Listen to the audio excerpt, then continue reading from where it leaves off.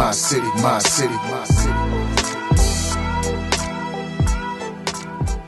My city, my What's up, people? It's good to have you join us once again for Take 5. Sam and Mark over here. And today we are on to a very interesting topic.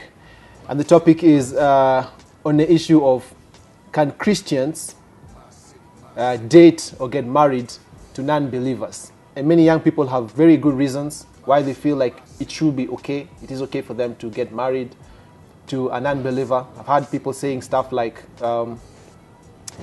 we love each other and there's nothing our love cannot conquer.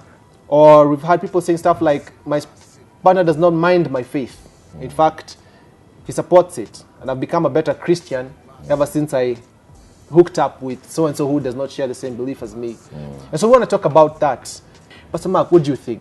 I get a feeling that most believers don't see how radically different we are from the non-believers. And I'm not trying to be prejudicial here and demonize non-believers.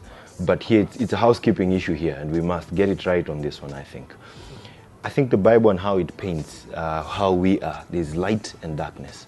You know, light meaning we are spiritually awakened, and those that are not believers are spiritually dead.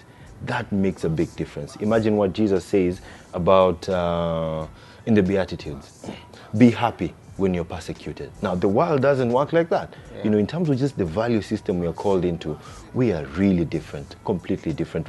When Jesus says, lose your life here on earth, you know, in terms of your hopes and dreams, give them over to me, let me guide them, and then you will gain eternity. You see, the world tells us, gain the whole world right now. So there's a sense in which we are called to be very different. And, and we are usually called to be comfortable in being a misfit in the world because we are pilgrims, we're on a journey, we are passing by. So there's a problem when you want to settle here and say, this is it. This is not it.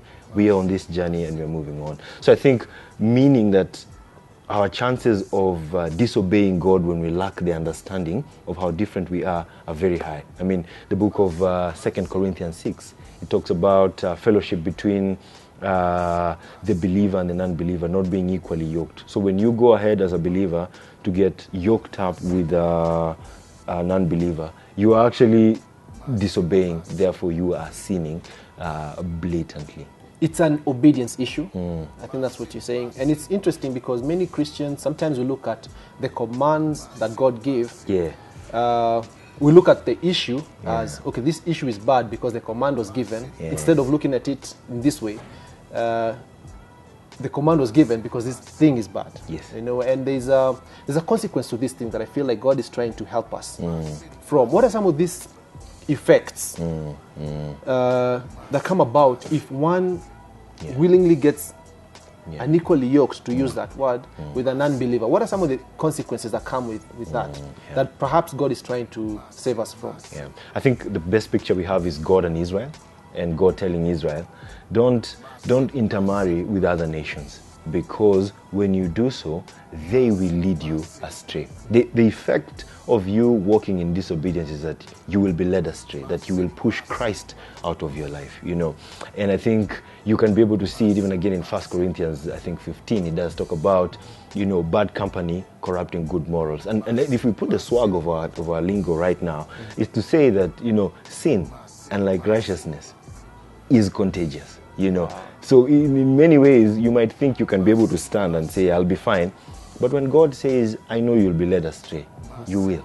You will. So does that take out of the picture missionary dating? I've had people saying, so-and-so, they will come to the faith in the end. That's why I'm trying to help the Lord here. It definitely takes it out. There is nothing like missionary dating. Don't even try to engage in. You are usurping. You are taking the role of the Holy Spirit in converting a non-believer to a believer. God has given mechanisms which lead to a non-believer coming over. That's the preaching of the gospel. Them sitting under that kind of teaching.